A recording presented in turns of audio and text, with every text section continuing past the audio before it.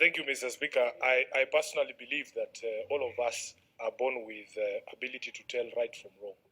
And the Speaker, the statement from Senator Cherargei gives me an opportunity to say this, Mr. Speaker. I have absolute faith in every member of this House. It will take time, but you will come to see the light, that what is right and what is wrong is wrong. It doesn't matter who's the victim of a police brutality.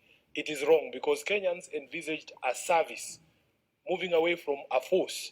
And what has happened in the past, Mr. Speaker, we don't begrudge anyone on the majority side.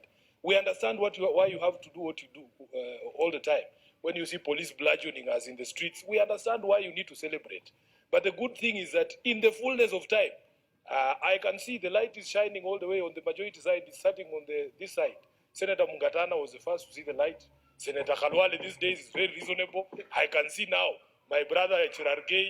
Soon it will get to Karen and the majority leader. Because the problem we have, Mr. Bwana Majority Leader, my brother, is that although the Constitution expresses the police as having independent command, when we see pronouncements from senior members of the executive, for instance, the CS for Interior, Kindiki, when we were protesting and he's the one assigning timelines, he says by 5 a.m., the police will be there to deal with Sifuna and his crooks. That's what he used to do. When we see people like Gachagua saying we will crush these people, then we question ourselves about the independence of the police. And the IG of police repeats and echoes the things that are coming from the executive.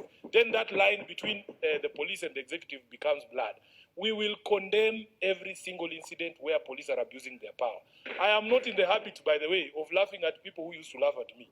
Because I think my mission in this life, I think I will be at ease, at peace, Mr. Speaker, the day all of us join us in the minority in saying we must have a country that works for everyone, that respects rule of law, irrespective of who you are, Mr. Speaker, so that a person being bludgeoned in Nandi by police should have the same rights as a person being bludgeoned in Nyalenda. And we should all come out and condemn it and say this is not the service we wanted. Lastly, Mr. Speaker, on the statement by Senator Christopher Asige, as a member of the Transport Committee, we had a meeting with NTSA and the police command in terms of traffic. And Mr. Speaker, they assured us that Kenyans can rest easy this Christmas season. In my other life, they called me the Minister for Enjoyment, Waziri wa Sherehe in Kiswahili.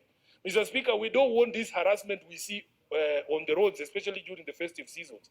And we were looking at the data that they presented to us. Just 1 minute, please.